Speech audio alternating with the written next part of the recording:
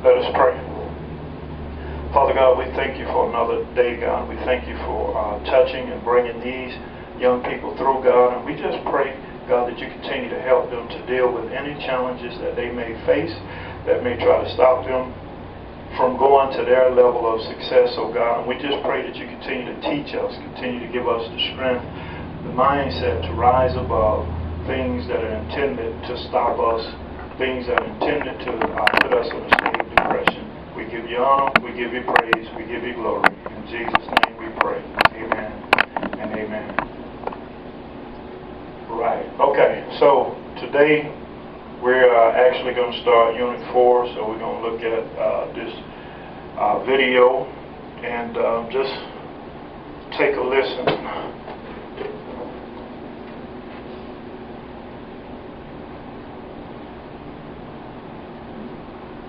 Hey, it's us again. Chris? And Daya. We made it to level 3, where we find out how the brain learns. Now we're about to begin level 4. Let's call the brain org and get our level 4 quest.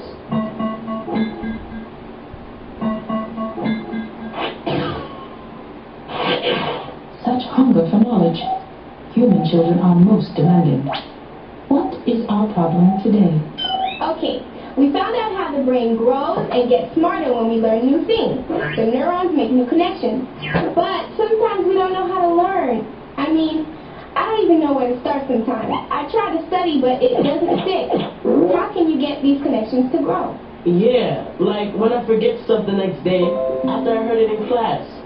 I thought I learned it, but then it's just gone.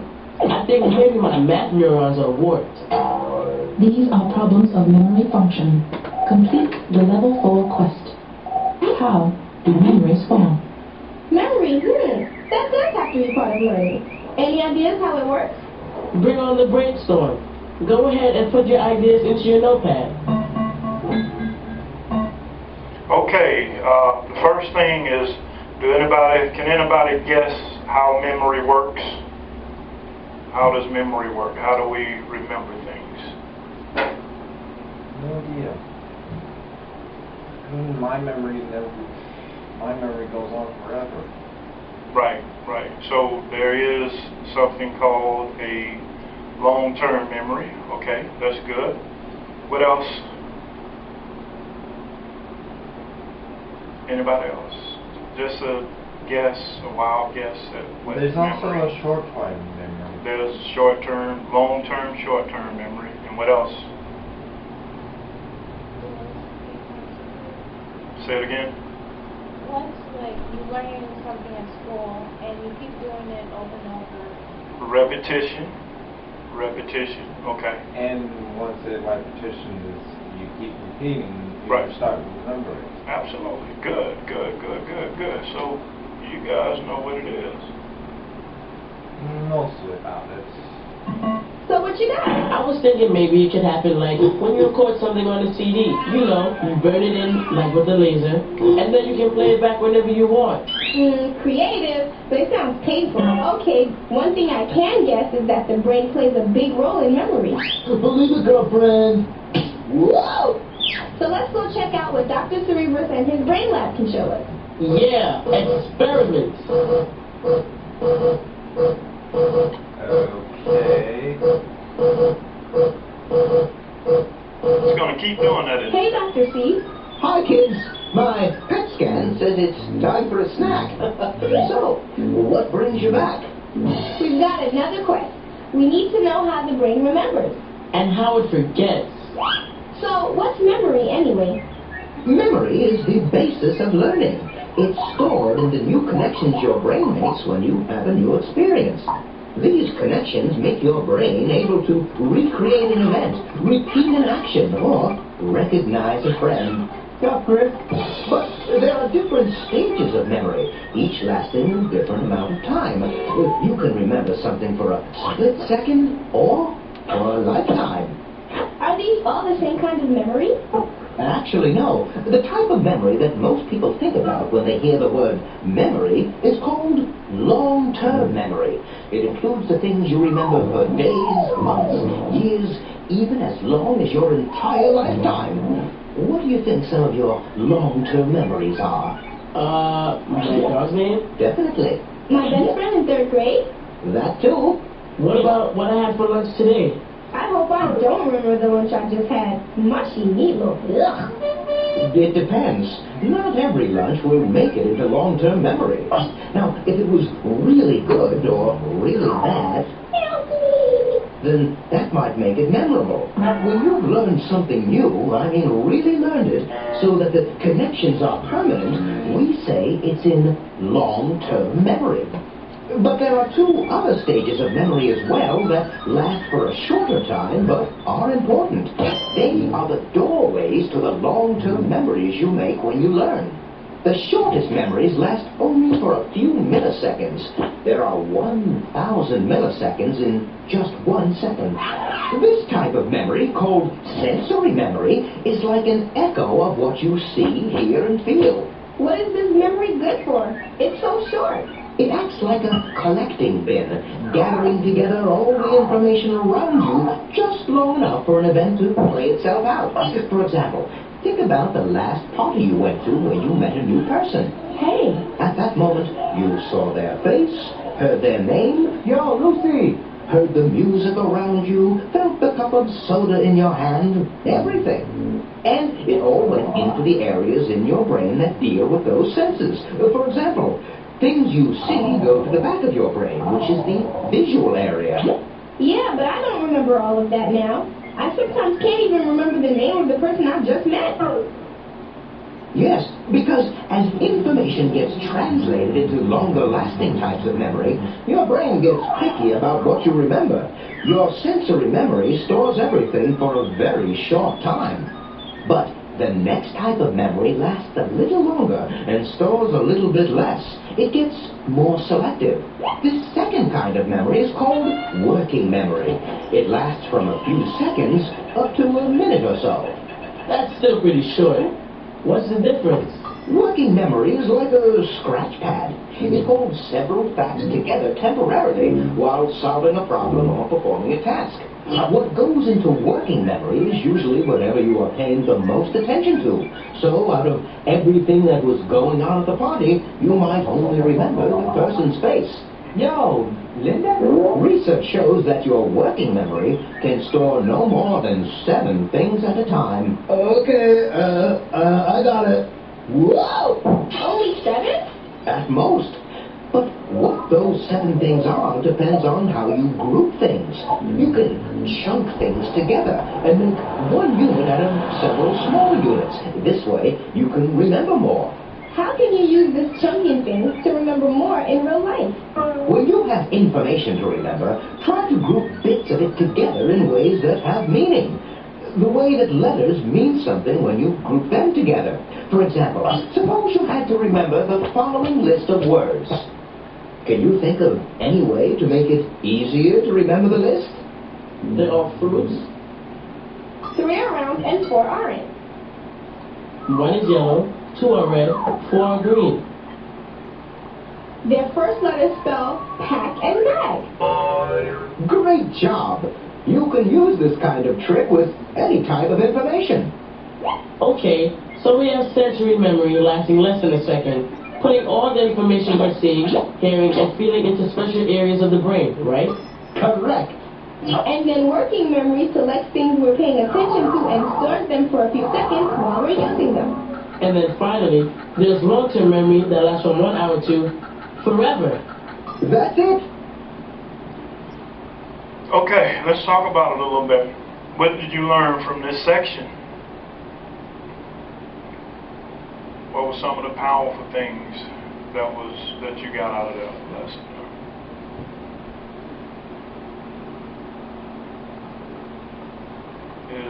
Memory is a process, right? Yep. It's a process. And you said short-term memory. Short-term memory and working memory is the same thing.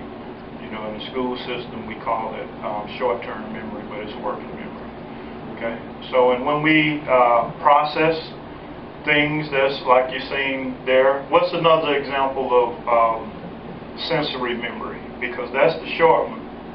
You know, we saw, they gave us an example of walking into a party. you know, and then your brain starts to compartmentalize, you know, the different things that you're seeing and hearing in that part. Okay.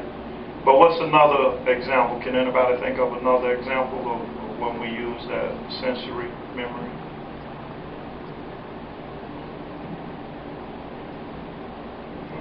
Sometimes if we come in here for the first time and we see somebody new, right, you know, our brain is, you know, putting everything in different categories and compartments. But it only stays there for a few seconds, right? But then we go on to working memory. And what did it tell us about working memory?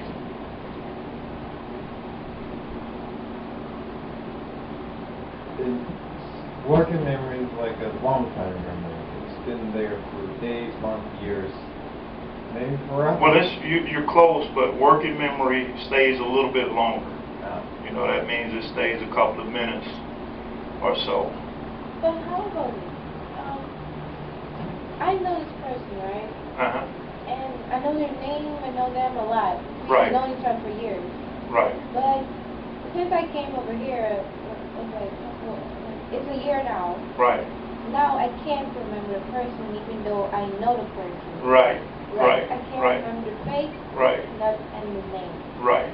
Because, you know, sometimes, and we're going to learn that in this lesson, you know, sometimes if you don't see a person over a period of time, you know, that memory will slowly go away. Now, you still can remember the name, you know, and I think I could remember the name, but not the facial looks, yeah, right. And that just comes from over a period of time without seeing somebody or something. And sometimes that memory of the face may feel like, it may be like the grass in the wintertime is dormant. But if we see the person, we'll know who they are. Yeah. Right. Right. So it's there, but it's dormant. You know, we can't draw the picture. But if we saw that person, wow, that's you. Yeah. Yep. Let's say something, but never mind. Okay. If you think about it again, I'm sorry, but you know, she made a good point there. Okay. So is this information helpful? Yeah. Yeah. Yeah. When we break it down memory and we break down how we learn things, and then, you know, long-term memory, you know, things stay even longer, you know, for an hour, weeks, and months. And it's, and years. And there's things that we have to do and we're going to learn to keep those things in long-term memory. You know, some things help us to learn and keep those things a lot longer than others. Okay?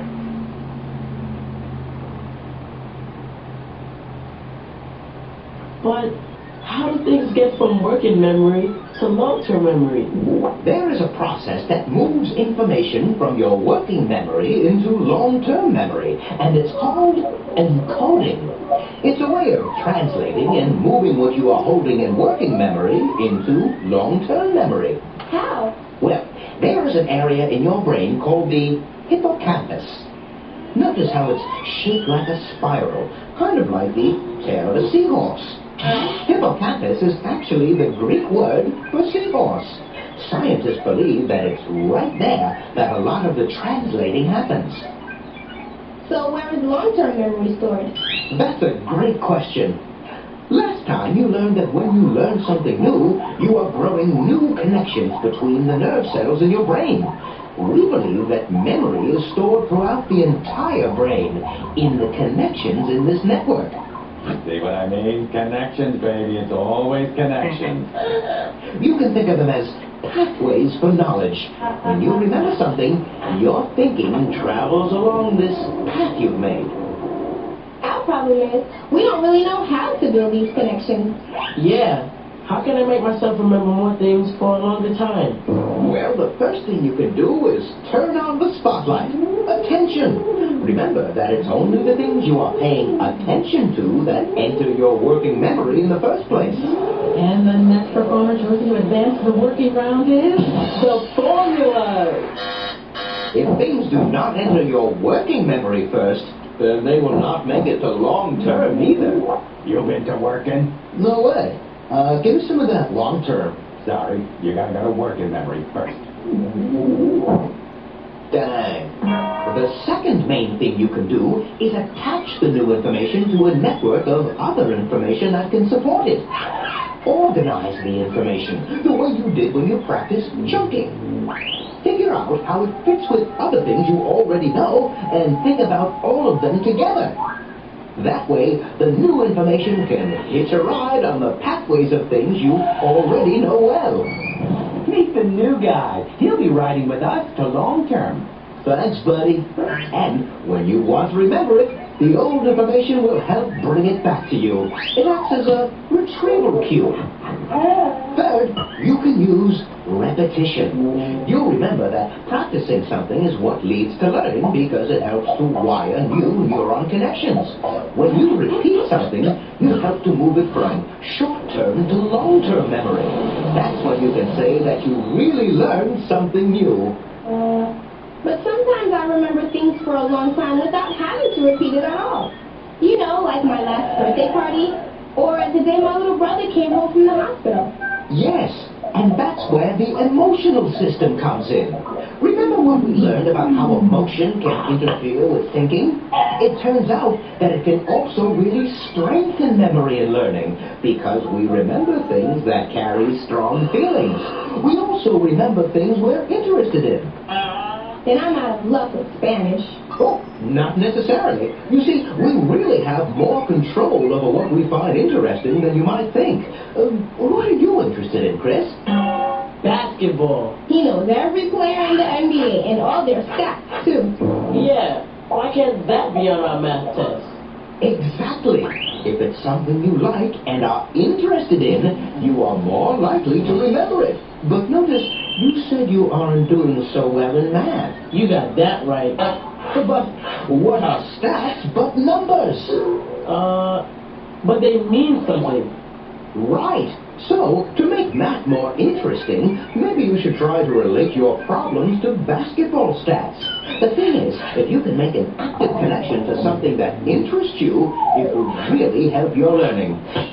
And you, Miss D, what are you interested in? Music and movies and games. Great! What if you practice trying to sing or talk about music in Spanish? Or watched a Spanish movie? If it wasn't so hard for me, I think I would like it. I think it's cool when I hear kids in my school talking in Spanish. But it's too hard, and I just get frustrated. I think you might be helped by two things. One is a better strategy. Well, I read what the teacher assigns us. I try to anyway, and I do the homework. Here's the thing. Reading something once is rarely enough to learn it, especially if it's something new and complicated like a foreign language or a math textbook. You need to repeat, reread it, and review it. And when you're learning new words and concepts like in Spanish and math, you also need to practice them in an active way. Maybe if you can make it more fun, you won't mind so much. How? Oh, try studying with your friends. You might try making a game of it by quizzing each other. Or try using your skills to do something you like. For example, have a conversation about music with your friends, but all in Spanish. Sounds good, but I'm afraid I'm going to sound stupid. Well, here's where you need to use that self-talk. Remember how you learned to deal with tests? You can use the same ideas here. Replace can't do with how to talk. Erase the negative messages and replace them with thoughts about how you can do better. A good way to do this is to examine the problem you need to solve and break it down into smaller parts that you can handle. Bring your toolkit of strategies. I think maybe my toolkit could use some new tools. Well, you can find a lot of them in the Brain Book under Brain Boosters. But you should also think about skills you already have. What skills? Strategy skills. I think you probably use strategies all the time to play the games, sports, and other things you enjoy. Can you think of something you have learned to do really well that you couldn't do at all when you first started? Yeah, basketball, video games. Video games, definitely. And I couldn't write when I started school. Okay, What did you learn first in basketball? To dribble the ball and to shoot a little. What about with writing? I learned how to make the letters in my name. Right. In each case, when you started learning these things, you had to break down the skill to its basic level and start there. Once you practiced that and got it down, you could move on to the next piece. So this is a key. Break the task up into parts and take it one at a time. What did you do when you didn't know how to do the next step? My cousin showed me a lot of tricks. He could play. There you go. You figured out where to go to find more information. That might be another person who knows more than you do, or it might be a website or a book. So when you have a problem you don't understand, you do an information search. Now, what about if you don't succeed right away? Say you couldn't make the shot, or you couldn't make it to the next level in your game. What did you say to yourself about why you failed? I guess I thought it was my first time, so I didn't see it coming. You mean you didn't blame yourself or say you couldn't do it? No, because I knew I could learn. So, when you make a mistake or fail at something in school, why don't you say the same thing? I promise you, video games are just as hard as fractions and Spanish vocabulary. More so for me. Really? Yes, much more. Okay, last point. What did you do after you made these mistakes? I went back to the beginning and did it over. I kept practicing until I got the moves down. Ah, the old do-over. Repetition. It's the most important part of learning. And the next time, you can look at your first try and figure out what you did wrong. You learn from your mistake. Nobody learns anything complicated without making many, many mistakes along the way. You see, you kids already have a lot of strategy skills. You just need to put them to work in school. Is this all written down somewhere? It is. In the brain book. Look on the brain boosters.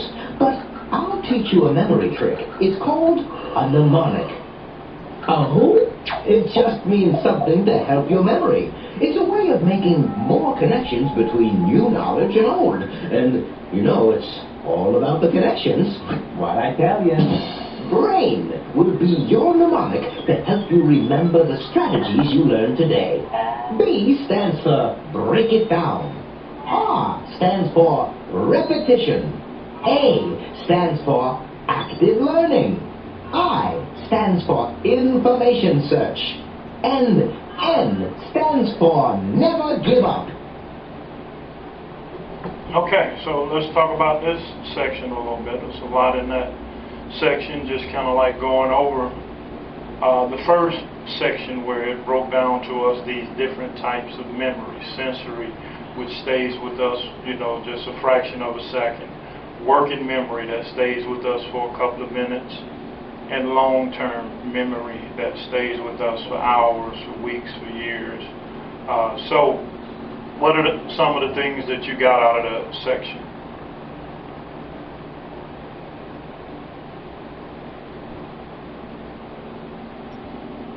Not everybody can speak at one time.